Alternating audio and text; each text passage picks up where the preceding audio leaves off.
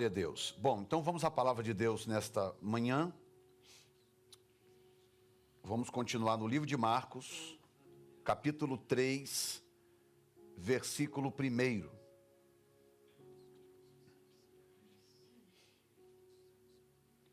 Marcos, capítulo 3, versículo 1.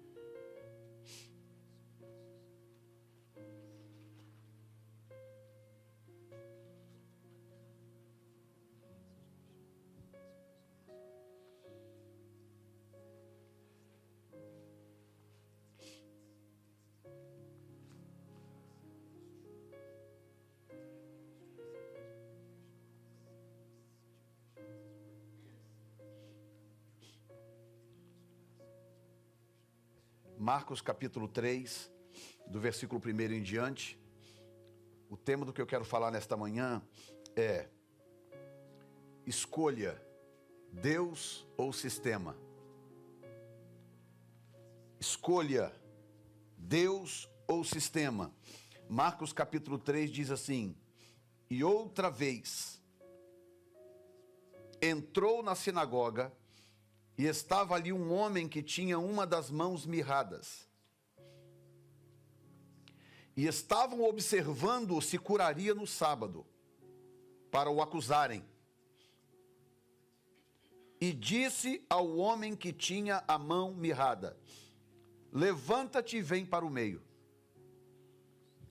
E perguntou-lhes: é lícito no sábado fazer o bem ou o mal, salvar a vida ou matar?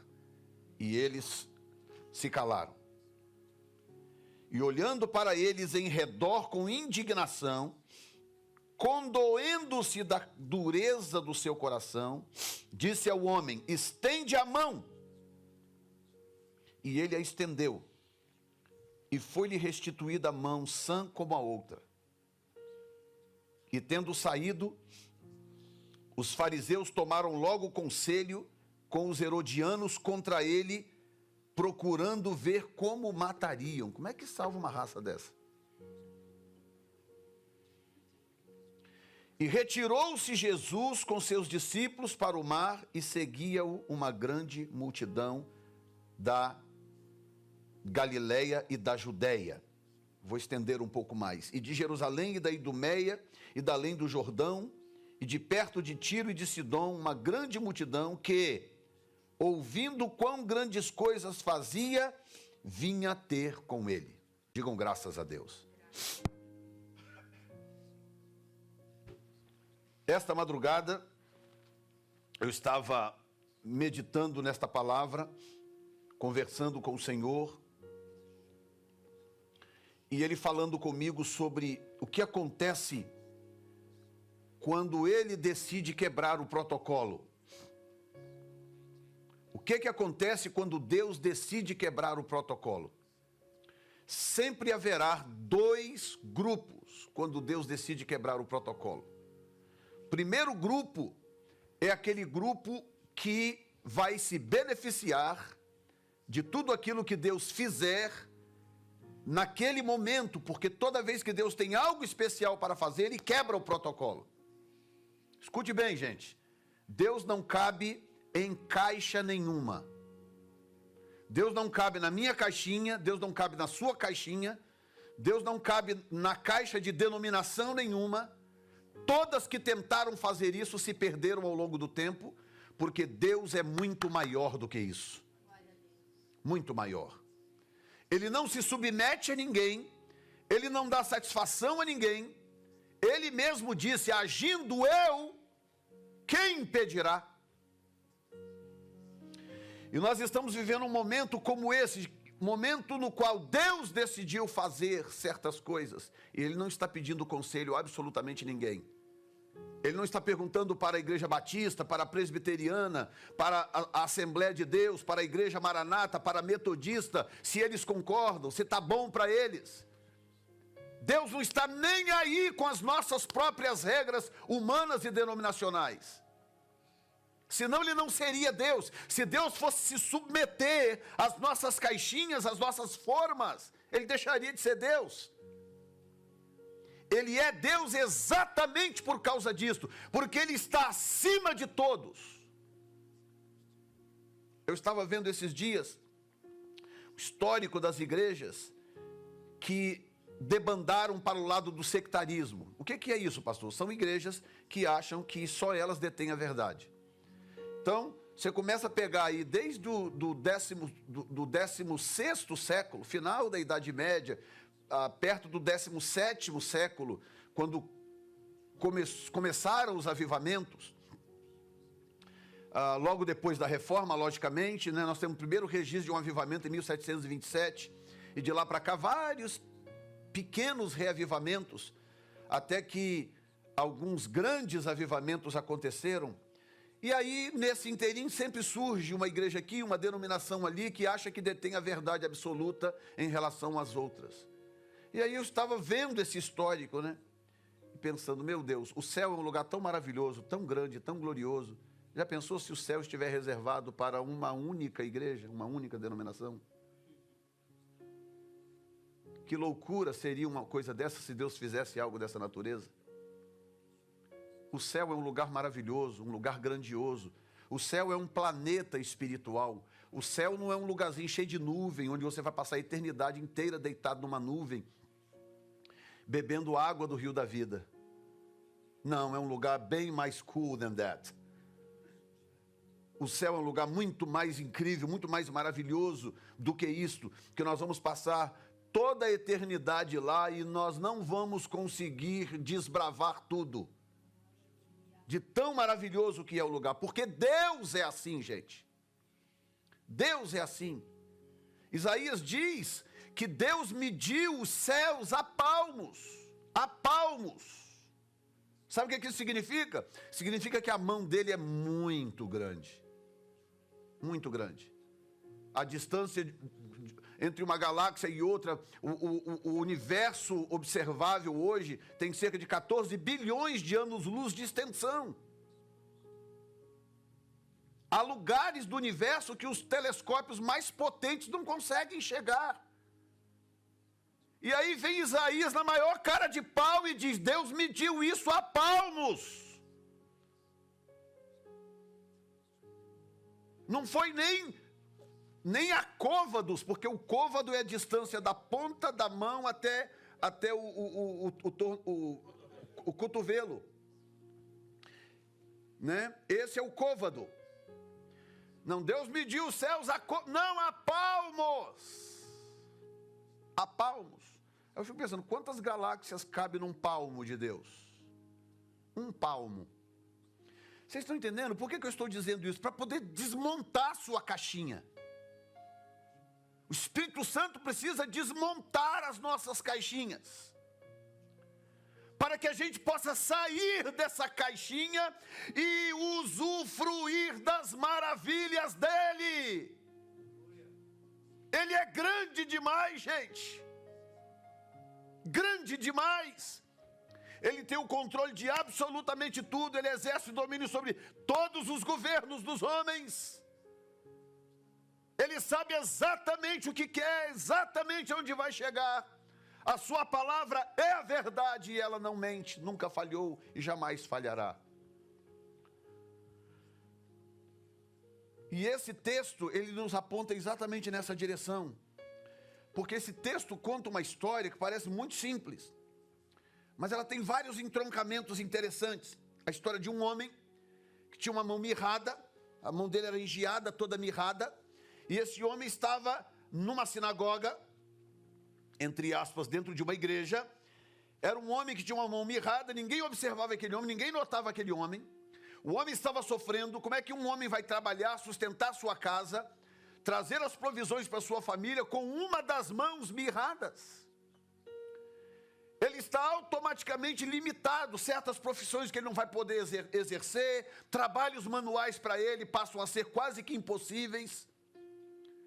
E esse homem está fadado ao ostracismo, a viver uma vida miserável, limitadíssimo nas suas provisões. E quantas pessoas dentro das nossas igrejas, quantas pessoas dentro das religiões por aí que estão vivendo uma vida exatamente assim. e não consegue ter um encontro com o sobrenatural de Deus. Porque veja bem, o sistema não tem meios, nem poder e nem recursos para restaurar as pessoas nas suas necessidades. New Time Church não tem poder e nem recurso para restaurar as pessoas nas suas necessidades. A igreja A, B, C e D não tem. O que nós podemos fazer é canalizar o poder e a autoridade de quem tem poder para fazer isto, que é o nosso Senhor Jesus Cristo, através da ação do seu Espírito. Quando a igreja se desconecta disto, se desconecta do Senhor, ela passa a ser um organismo qualquer na sociedade. A diferença entre uma igreja sem o Espírito Santo e o Lions Club é nenhuma. A diferença entre uma igreja sem Cristo, sem o Espírito livre e qualquer outra instituição social é zero. Agora, uma igreja cheia do Espírito Santo, uma igreja conectada com o Senhor, uma igreja que ora, uma igreja que busca, uma igreja sedenta de Deus, esta igreja se difere de todos os organismos sociais imagináveis, porque ela tem algo que ninguém tem, ela tem o poder de Deus. E Paulo disse em Romanos 1:11, ele diz, Romanos 1:16, porque não me envergonho do Evangelho de Jesus Cristo, porque ele é o poder de Deus para a salvação de todo aquele que crê. O poder de Deus. Primeiro do judeu, depois do grego. Mas ele diz, eu não tenho vergonha do Evangelho, porque ele é o poder. Agora, como que a gente tem se distanciado do Evangelho? Porque se está faltando poder na igreja, é porque nós estamos nos distanciando do Evangelho. Porque o Evangelho é o poder. O Evangelho é a usina de força. Se não tem energia, se as lâmpadas da sua casa não acendem, há um problema entre as conexões da sua casa e a fonte de energia. Em algum lugar houve uma interrupção. A fonte de energia, a fonte de poder é o Evangelho. E esse homem, coitado, ali, quantas vezes aquele homem entrou e saiu daquela sinagoga? Entrou e saiu com as mãos mirradas. Aí o verso 1 diz assim, e outra vez entrou na sinagoga. Oh, maravilha, Jesus. O que acontece? Outra vez entrou na sinagoga, vírgula, e estava ali um homem. Digam comigo aqui, estava ali um homem. Olha como que a Bíblia é fantástica, gente. Sabe por que o nome desse homem não está aqui? Porque ele não era importante. A Bíblia trata o grau de importância dos seus personagens assim. Quem tem zero importância, não aparece o nome. Quem tem alguma importância, aparece o nome. Quem tem uma boa importância, aparece o nome dele e do pai. Quem tem muita importância, aparece o nome dele, do pai e do ascendente. Do avô, do cabeça da linhagem. É assim que a Bíblia apresenta graus de importância no seu texto. E o texto diz que Jesus entrou na sinagoga e estava ali um homem. O que isso quer dizer? Isso quer dizer que pode ser qualquer um de nós. Essa é a maravilha do Evangelho. Ouçam o que eu estou dizendo. Esta é a maravilha do Evangelho. É que o Evangelho olha para esta pessoa, aquela pessoa, aquela e aquele, e eles veem pessoas iguais. O grau de importância para o Senhor é o mesmo. Eu estou aqui na frente falando, estou no spotlight. Você está em casa aí, sentado no sofá, quem sabe assistindo o culto ainda de pijama, não sei. Nunca pregou na vida, talvez nunca vai pregar, pegar no microfone, não importa para Deus. Não importa.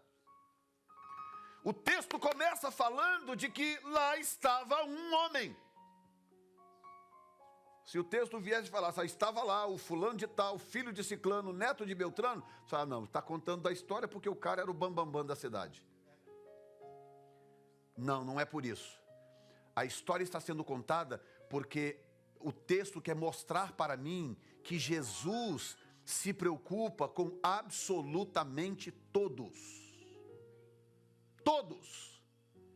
Seja lá qual for a sua necessidade, seja lá qual for a sua dificuldade, Ele está preocupado com você.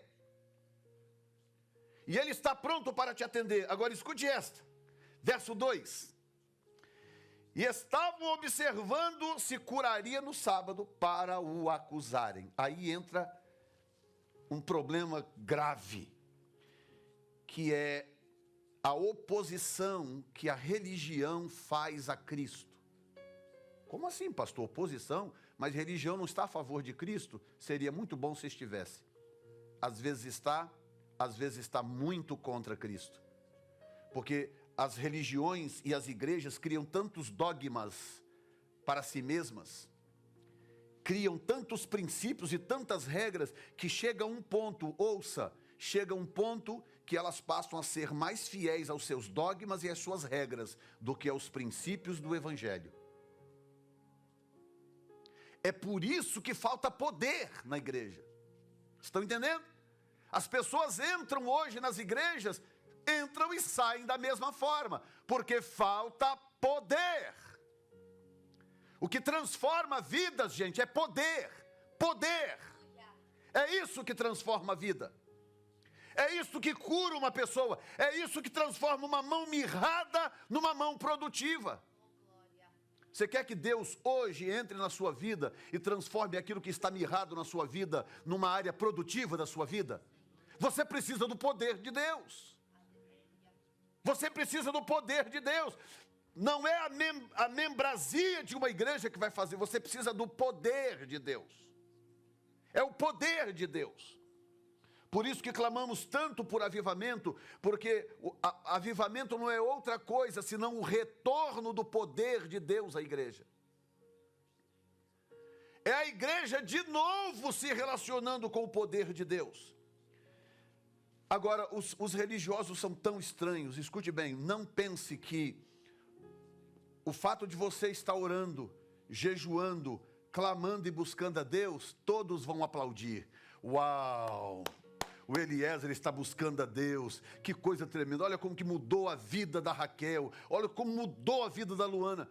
Não se iluda, escute bem, todas as vezes que você focar em Deus e falar, a minha vida vai mudar, eu não aceito viver da forma que eu estou, eu quero ter uma intimidade com Deus, haverá sempre alguém à sua volta te espreitando para de alguma forma te desencorajar. E o texto diz, estavam observando-o, se curaria no sábado para o acusarem.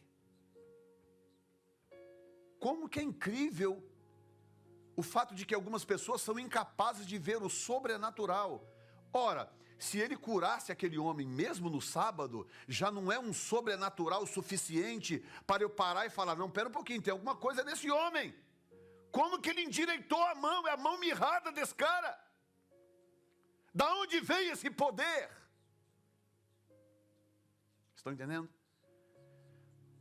Por isso que eu falei há um tempo atrás, eu acho que falei até numa das lives, dizendo que, curiosamente, todas as vezes que houve algum tipo de avivamento, as igrejas da mesma cidade onde estava o grupo que experimentou o avivamento, normalmente se colocam em oposição àquele grupo.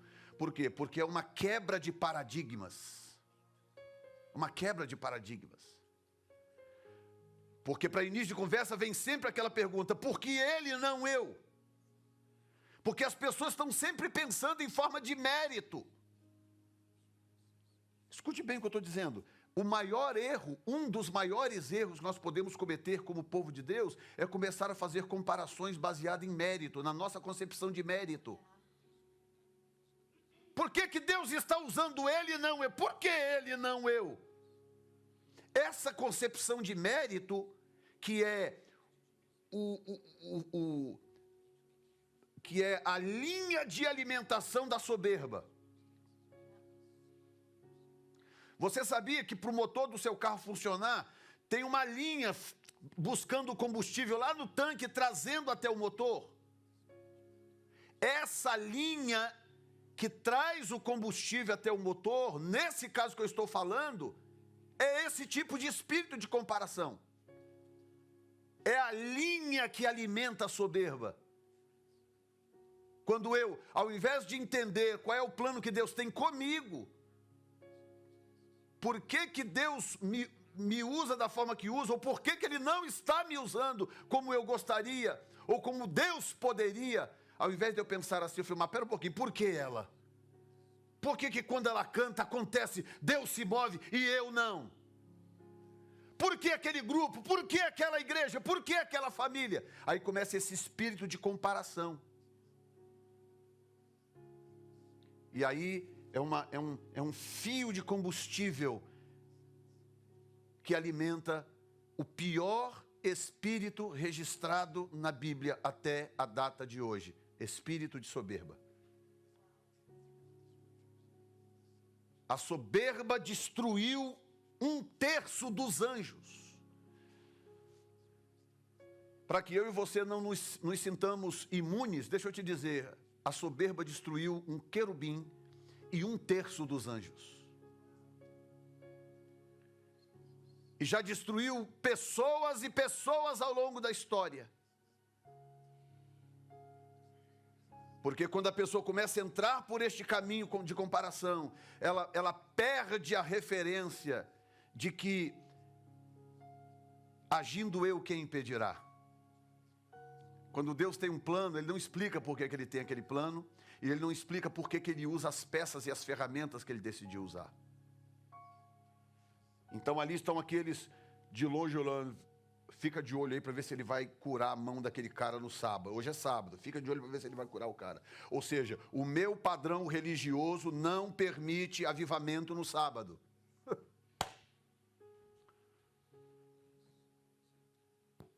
A igreja que eu cresci não aceita avivamento no sábado, hein? Volta aqui, cura ele amanhã, domingo. Se o senhor quiser se manifestar na segunda, tudo bem. Mas a minha igreja não aceita no sábado. Sábado não. Se o senhor quiser operar assim, tudo bem. Mas daquele jeito não. Aqui nessa cidade não. Aí Jesus, verso 3, diz assim, disse ao homem que tinha a mão mirrada. Aqui é que entra o título da minha mensagem. Escolha. Deus ou o sistema? Você tem que fazer uma escolha. A gente fala tanto em avivamento, estamos orando por um avivamento, Deus está operando um avivamento, etc. Mas o que acontece? As pessoas não podem ficar em cima do muro.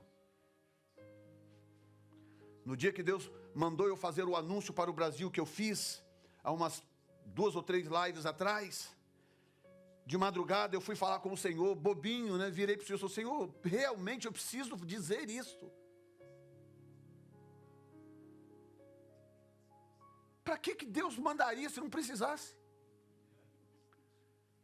Aí o Senhor virou para mim e falou assim, você não é obrigado, se você tiver com medo eu levanto o outro. Tipo assim, o que eu mais tenho por aí é gente com coragem o suficiente para fazer isso aí. Você não quer fazer? Eu levanto outro para fazer. Me quebrou ao meio porque, escute bem gente, olha aqui. Muita gente caiu, muita gente perdeu o favor de Deus por cometer um grave erro de achar que se tornou íntimo de Deus a ponto de ser especial. Diga comigo assim, eu sou especial para Deus, mas eu não sou especial para Deus.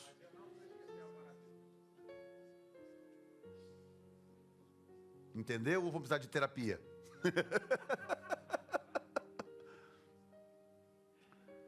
Eu sou especial para Deus enquanto ser. Uma alma vale mais do que o mundo inteiro. Pastor, está escrito onde isso na Bíblia? Não está escrito assim na Bíblia. Tem outras formas de chegar nesse tipo de conclusão. Então eu sou especial para Deus enquanto ser. Mas eu não sou especial para Deus enquanto indivíduo. Porque eu não sou melhor do que ela. Nem ela. Nem aquela princesinha que está sentada ali. Não sou melhor do que ele, nem ele. E quando a pessoa começa a agir com, não, eu e Deus, eu e Deus somos igual a carne e unha. Né? A amizade de Deus comigo é igual a de Abraão, ou coisa dessa natureza. O que Jesus fez? Jesus deu àquele homem a oportunidade de fazer uma escolha. Então escute bem. Houve casos, por exemplo, da pessoa ser curada e de Jesus não estar nem sabendo. Saía tanta glória de Jesus. Oh. Saía tanta glória e tanto poder de Jesus, que de vez em quando passava um desavisado lá, passava a mão na barra da roupa dele e ficava curado. E teve um dia que saiu tanta virtude de Jesus, por causa da fé da mulher, que Jesus parou o cortejo e falou, opa, alguém me tocou, quem foi? Alguém me tocou e aí, aparece a mulher, Senhor, fui eu, perdão, fui eu. Ou seja, Jesus podia ter curado aquele homem sem que ninguém visse, tipo assim, gente, quer saber? Eu vou evitar polêmica, esse povo está tudo de olho aí, eu não quero magoar a religião de ninguém. Então é o seguinte, eu vou lançar virtude nesse moço, restauro a mão dele, está tudo resolvido. Não, olha bem. Jesus quer que façamos escolhas. E disse ao homem que tinha a mão mirrada, levanta-te e vem para o meio. Vem cá. Vem para o meio. Então Jesus tira aquele homem do anonimato e põe ele bem na frente da câmera do Tony.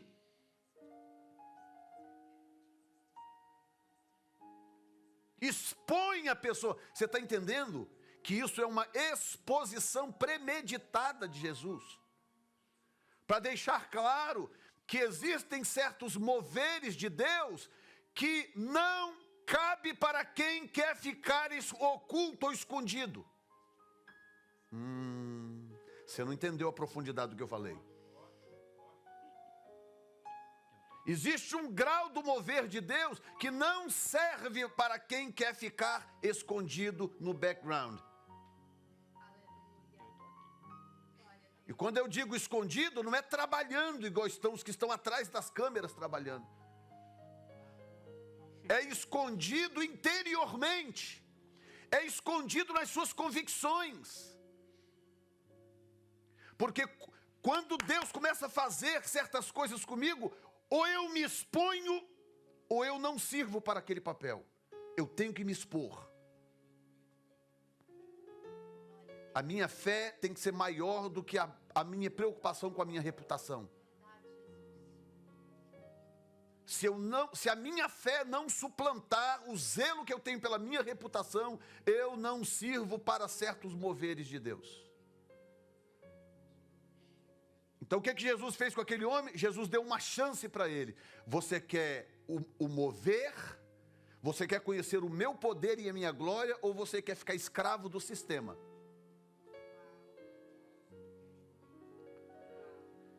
Jesus olha para o homem e diz, levanta-te e vem para o meio. Ah, Senhor, será que eu não posso ficar escondidinho lá no cantinho? O Senhor dá uma palavra de longe e a minha mão vai discretamente assim, voltando e tal, e eu saio daqui curado, mas ninguém percebe, eu tenho que dar explicação a ninguém amanhã por que eu fui curado no sábado.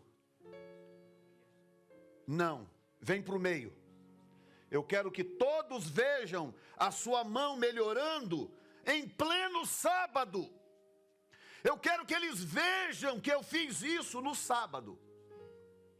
E Jesus vem, pega, restaura a mão daquele homem, um homem sem nome. Sem nome! Jesus restaura a mão daquele homem. Eu não vou nem falar aqui do que a mão representa, o poder produtivo da mão. Não é essa a mensagem hoje vai em outra direção. Jesus expõe aquele homem diante daqueles olhares diabólicos, religiosos. O Billy Graham, o Reinhard Bonnke disse algo certa vez tremendo. Disse, o pior tipo de malignidade, escute isso, é a malignidade religiosa.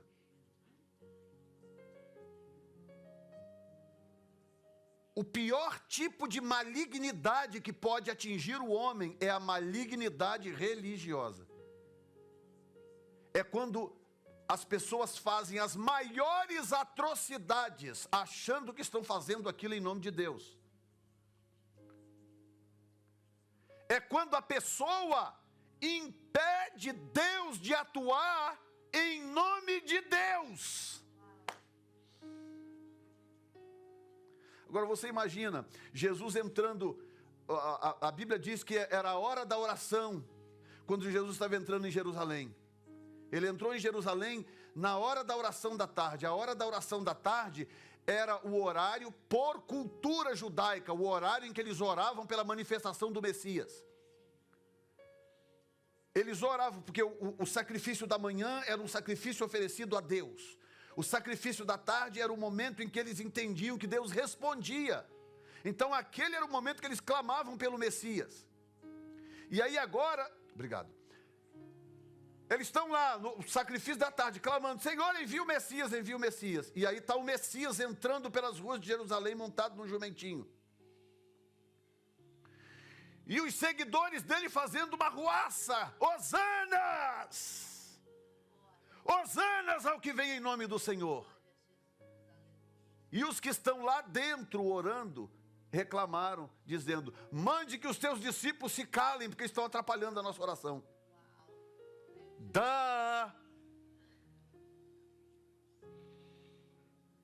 É mole, gente. Oh, o Senhor aí nesse momento só pode mandar os seus discípulos calarem, que nós estamos orando para que o Messias venha.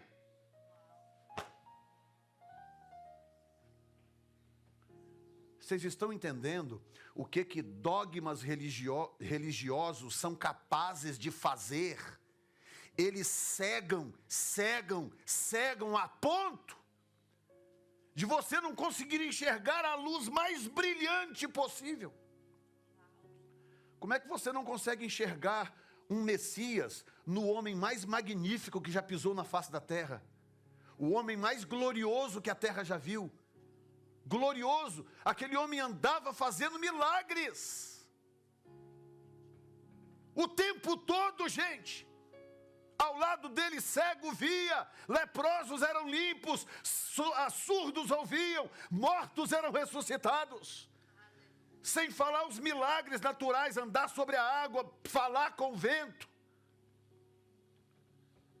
E eles não conseguiram enxergar nesse homem extraordinaricíssimo, eles não conseguiram enxergar nele o Messias. Porque a cegueira dos dogmas, a cegueira religiosa, a cegueira da tradição é poderosa demais. Por isso que certos milagres não podem ser feitos em oculto. Não. Pastor, eu quero muito ser batizado com o Espírito Santo, mas eu quero ser lá no meu quarto, escondido, para ninguém ver, eu falar em línguas, ou eu cair no chão e espernear as minhas pernas e rolar no chão. É assim que eu quero ser batizado com o Espírito Santo. Ok, então procure outro Espírito, porque o Santo não age assim.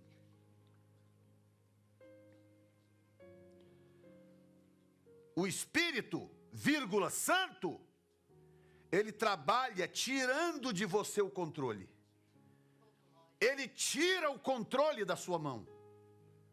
Porque se ele não puder, that's the whole point. Se ele não puder tirar o controle da sua mão e pôr nas mãos dele, não há razão nenhuma para ele encher a sua vida da presença dele.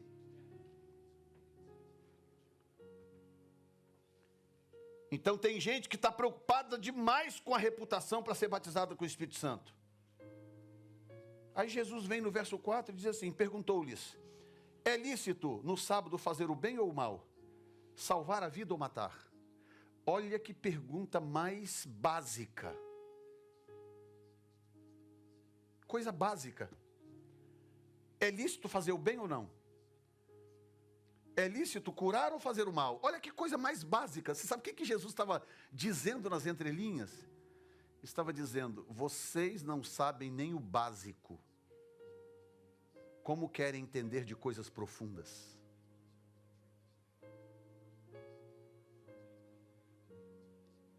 E eu não sei para quem é esta palavra nesta manhã, na verdade é para todos nós, mas há sempre um rema que é para alguém, e o rema é esse: procure conhecer o básico primeiro, para que você possa ansiar pelo profundo. Se você não conhece o básico, você não está pronto para o profundo. E ouçam, o que está vindo por aí é profundo. O que está vindo é profundo. O grau da presença de Deus aqui é algo profundo. Não está na cartilha do normal. E olhando para eles em redor com indignação, agora aqui vem dois sentimentos de Deus no mesmo ambiente. No mesmo ambiente. Jesus está no mesmo ambiente. Como é possível isso? No mesmo ambiente como esse aqui. Olhem, no mesmo ambiente como esse pode haver dois sentimentos tão antagônicos no coração de Deus. Olha bem, verso 5. E olhando para eles em redor com indignação. Primeiro é o sentimento de indignação. A primeira coisa. Deus fica indignado com pessoas cegas, com pessoas de coração endurecido, com pessoas rebeldes, com pessoas antibíblicas, que não se rendem ao Espírito Santo. Ele fica indignado, vírgula, condoendo-se do coração deles. Ao mesmo tempo que ele se indigna, ao mesmo tempo há no coração dele um sentimento de misericórdia. Porque condoer-se é misericórdia. É mais ou menos o seguinte: mas que povo difícil, indignação. Mas ao mesmo tempo, pensando consigo mesmo. Porque ele pensava, sempre falava em nome do Pai. Pai, que coisa triste. Que coisa triste, Pai. E olhando para eles em redor com indignação, vírgula, condoendo-se da dureza do seu coração, disse ao homem: estende a tua mão. Agora pensa bem que o homem já estava no meio, já estava exposto bastante.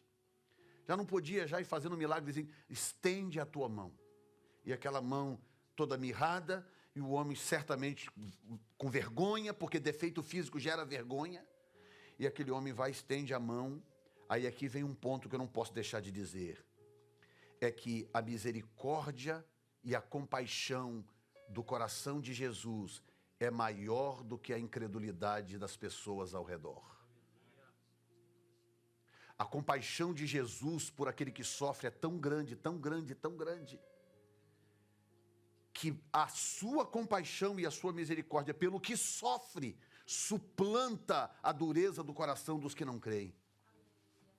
E diz que, e ele a estendeu, e foi-lhe restituída a mão, vírgula, sã como a outra.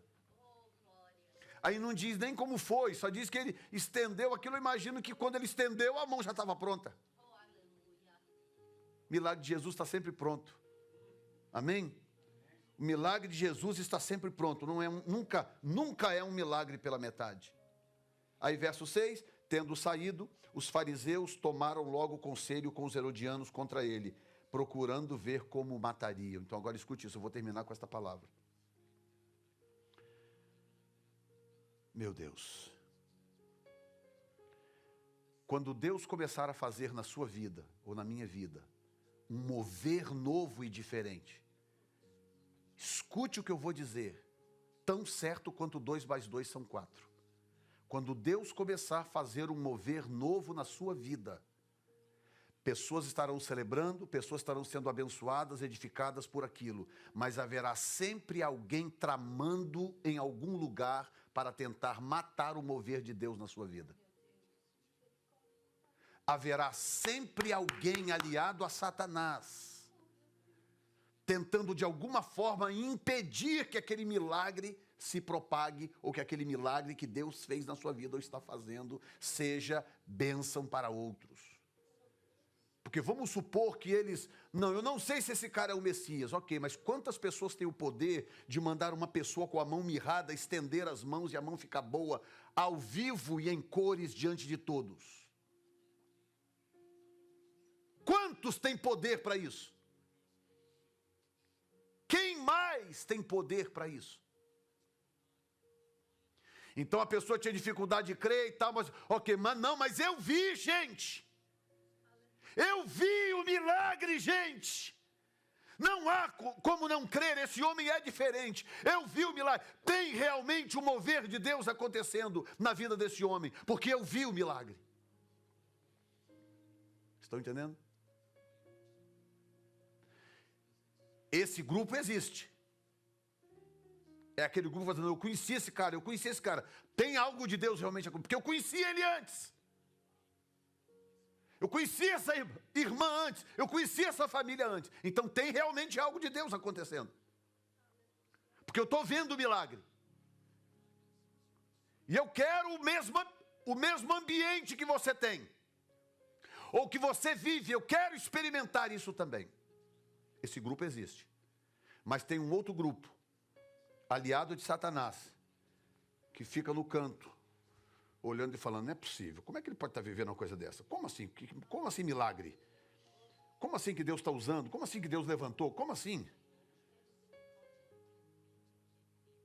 Estão entendendo? Aquele ali não. E é num momento como esse, que Deus te traz para o meio, porque você não pode ficar em cima do muro.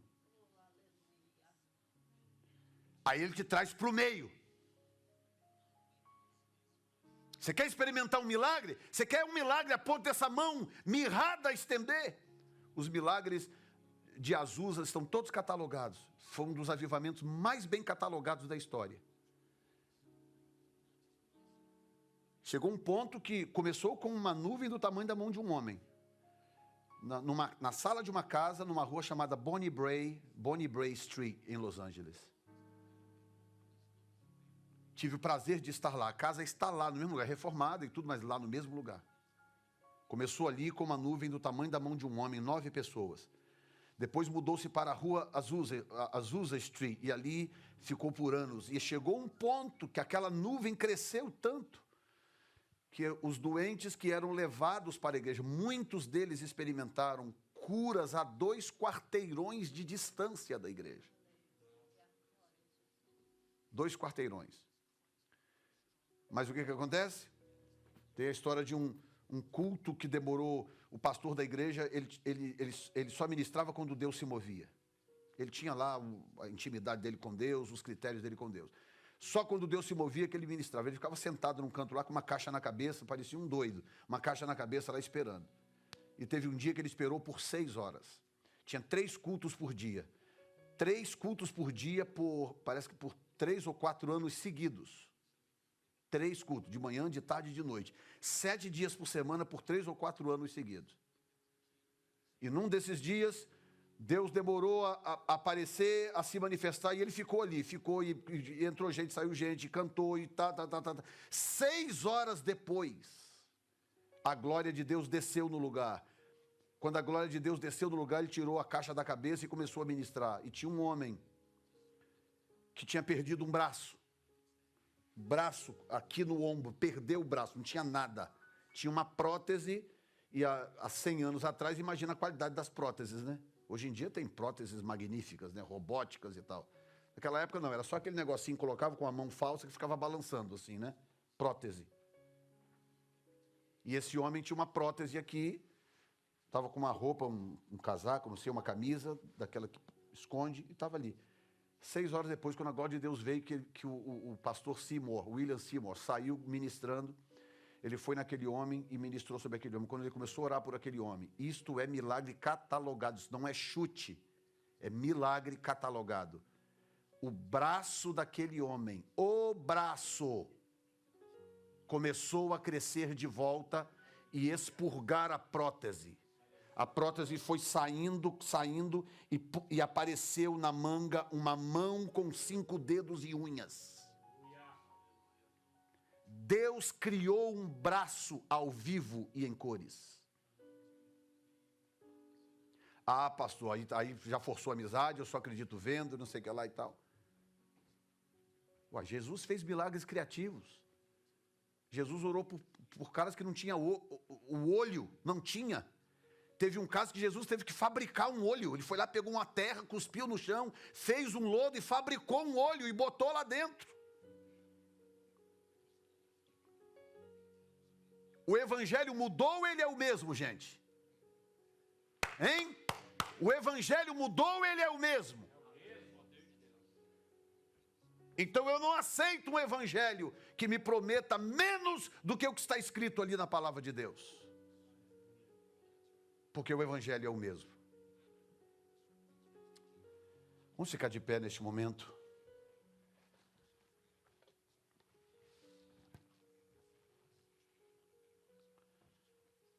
Queriam matá-lo de qualquer maneira. No verso 7 diz que retirou-se Jesus com seus discípulos para o mar, seguiu uma grande multidão da Galiléia, Judéia, de Jerusalém, da Idumeia, da além do Jordão, e de perto de Tiro e de Sidom, uma grande multidão que, ouvindo quão grandes coisas fazia, vinha ter com ele. Então há sempre aqueles que serão atraídos pelo que Deus está fazendo. Não dê ouvidos à opinião de A e B, preste atenção no que Deus está fazendo. Deus está fazendo coisas grandiosas. Foque no que Deus está fazendo. Amém? Foque no que Deus está fazendo. Eu quero orar por vocês. Eu vou pedir para vocês cantarem a música mais uma vez. E eu vou orar por vocês logo em seguida. Reúna a família. Traz todo mundo para a sala. Todos aí em frente ao telefone, à televisão, ao seu computador, ao seu projetor de cinema, seja lá o que for. Como você está assistindo esse culto. Logo após esta música, eu quero orar por você e eu vou te abençoar tremendamente.